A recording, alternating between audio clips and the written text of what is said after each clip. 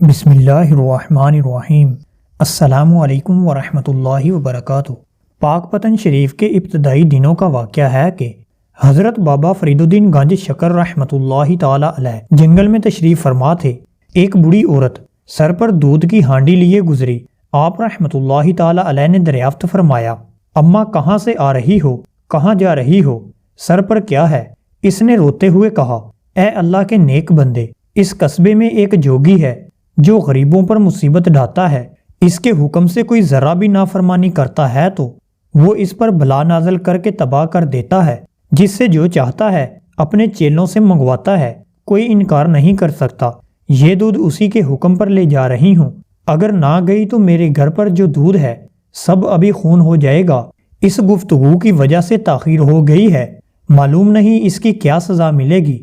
جوگی کے ظلم کی داستان سن کر آپ رحمۃ اللہ تعالی علیہ نے اماں کو تسلی دیتے ہوئے فرمایا، بیٹھ جائیں، گھبرانے کی ضرورت نہیں، یہ سارا دودھ خوشی سے فقراء میں تقسیم کر دیجئے، آپ کا کوئی کچھ نہیں بگاڑ سکتا۔ اسی دوران جوگی کا ایک چیلا وہاں پہنچا اور اس نے بوڑھی عورت کو ڈانٹنا چاہا۔ آپ رحمۃ اللہ تعالی علیہ نے اس کی طرف دیکھ کر فرمایا، خاموشی سے بیٹھ جا۔ وہ یوں ہی بیٹھا، اس کی زبان بند ہو گئی۔ اتنے میں دوسرا چیلا آ پہنچا، وہ بھی خاموش بیٹھ گیا۔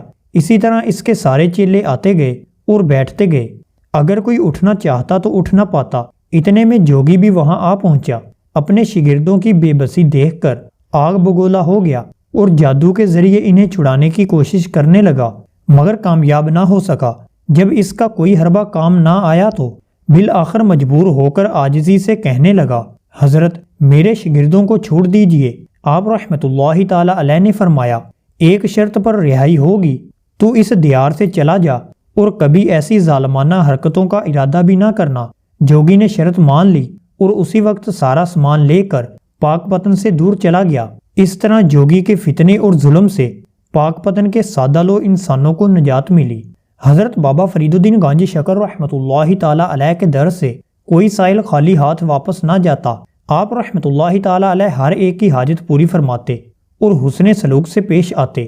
ایک مرتبہ ایک خاتون حاضر ہوئی کہ یا حضرت میری 3 جوان بیٹیاں ہیں جن کی شادی کرنی ہے، آپ مدد فرمائیں۔ آپ رحمۃ اللہ تعالی علیہ نے خدام سے فرمایا، جو کچھ بھی درگاہ پر موجود ہے وہ خاتون کو دے دو۔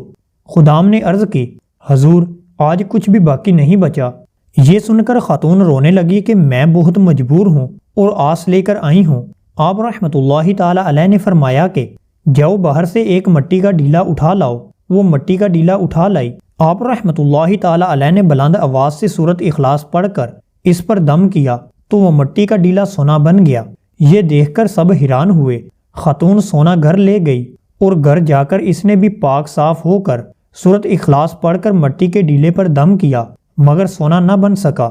آخر کار 3 دن تک یہی عمل کرتی رہی مگر ناکام رہی۔ ناچار آپ رحمۃ اللہ تعالی علیہ کی بارگاہ میں حاضر ہوئی اور کہنے لگی، حضور میں نے بھی سورۃ اخلاص پڑھی لیکن مٹی سونا نہیں بنی۔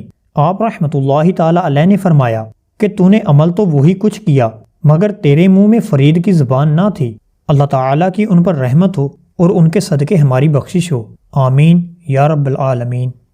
تو دوستو امید کرتے ہیں آج کی ہماری ویڈیو آپ کو ضرور پسند آئی ہوگی۔ اگر پسند آئی ہے تو ویڈیو کو لائک، شیئر اور کمنٹ ضرور کر دیں۔ ساتھ ہی ہمارے چینل کو سبسکرائب کر دیں اور بیل آئیکن کے بٹن کو دبا دیں تاکہ ہماری نئی آنے والی ویڈیو آپ تک بر وقت پہنچ سکے۔ جزاک اللہ۔ السلام علیکم ورحمۃ اللہ وبرکاتہ۔